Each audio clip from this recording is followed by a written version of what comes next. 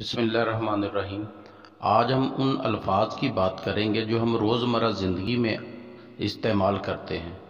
ہم سمجھتے بھی ہیں بولنے والا کیا کہنا چاہ رہا ہے، وہ ہماری سمجھ میں بھی آ جاتا ہے اور ہم خود بھی اس کا استعمال کرتے ہیں، لیکن اصل میں یہ ہیں کیا ہے، ان کے معنی کیا ہے، ان کا مفہوم کیا ہے، آج ہم وہ دیکھیں گے۔ ان میں دیکھیں لفظ جو ہیں جبلت، فطرت، عقل، شعور، سمجھ، ذہانت، علم، اخلاق، خواہش، انا اور ہوس، ان کا ہم آج مطالعہ کریں گے جی۔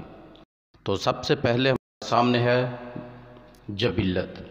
کسی نوع میں پوشیدہ وہ عناصر یا عوامل کہ جس کی مدد سے کوئی نوع اپنی بقا کو دوام بخشتی ہے، جن میں بھوک اور افزائش نسل کی قوت سر فہرست ہے۔ فطرت، ہمارے ذہن سے باہر جو کچھ بھی ہے وہ فطرت کہلاتی ہے۔ انسانی فطرت نام کی کوئی شے وجود نہیں رکھتی۔ عقل و شعور، خود سے اور اپنے ماحول سے باخبری کو شعور کہا جاتا ہے، اور شعور کی وہ کیفیت یا اہلیت کہ جس میں یہ فکر، حافظہ، ہوس اور تصورات وغیرہ کا احاطہ کر کے ان سب میں ایک ربط پیدا کر کے ان میں جوڑ پیدا کرتی ہے، کو عقل کہا جاتا ہے۔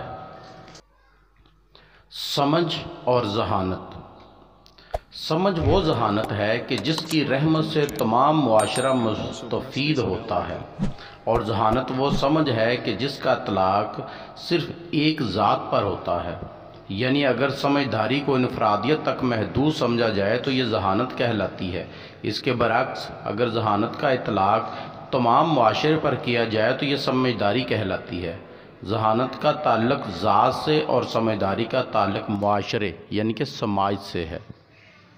علم، علم کا مطلب جاننے کے ہیں، علم کا معنی ہی جاننا ہے۔ اخلاق، طاقتور کو زیر کرنے یا قابو کرنے کے لیے کمزوروں کا ایجاد کرتا سب سے خوشنما آلہ یا ہتھیار۔ خواہش، اپنی ذات کی تکمیل کی طرف اٹھنے والا ہر قدم خواہش کہلاتا ہے۔ چونکہ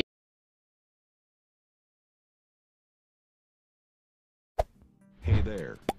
Subscribe to my channel and also press this انا، bell icon. ہمارے ہاں اور نا کے بیچ حائل اور آہنی دیوار جسے ہمارے زندگی کے شروع کے ایام میں ہمارے ماں باپ اور معاشرہ کھڑی کر دیتے ہیں۔ ہوس، اپنی بقا کو دوام دینے یا ذات کی تکمیل کی خواہش کو ان طریقوں یا راستوں سے پایہ تکمیل تک پہنچانے کی کوشش کہ جن کو معاشرہ غلط نظر سے دیکھتا ہو۔ Hey there. Subscribe to my channel and also press this bell icon.